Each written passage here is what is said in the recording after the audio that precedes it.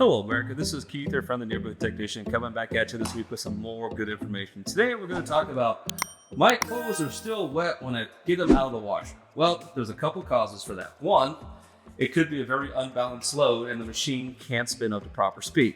That's an easy fix. Just when you open it up, you'll know it because all the clothes will be on one side. Okay.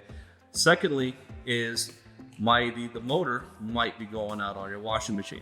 What I mean by that is, when this thing is working properly, this is an older school washer.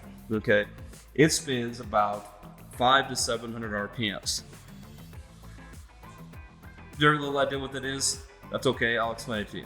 What it means is RPMs is revolutions per minute. So these older school washers, this tub would make one full rotation 500 times in 1 minute, 500 to 700 times in 1 minute. Okay, that's moving pretty quickly.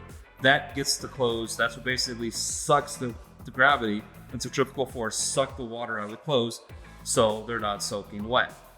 Okay. Now, if you come over here to these new school washers, this is relatively newer technology. This will spin roughly between 800 and 1200 RPMs. Obviously, more RPMs, more water is going to come out of your clothes. Your clothes are going to come out a little less damp. Okay, with these. Now, if my drum's not spinning correctly, my clothes aren't going to get as much water pulled out of them. So what you want to check for is basically keep an eye on it, okay? Is the water getting drained out? When you pull it out, is there water still in the bottom?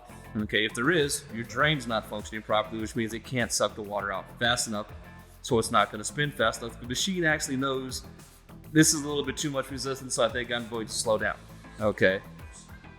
That's one way. The other way is, like I said, these are a little bit older machines. Motors have a tendency to get weak and they have a tendency to slow down. So if you've been noticing it for a while, maybe it's time to get a technician out to come take a look at it and say, hey, my clothes they're still way too wet when they come out of the machine. Don't forget what I said the first time. Make sure your load is balanced. Make sure you don't have too much in there. Okay. So what you want to look for is watch and keep track of how wet they are.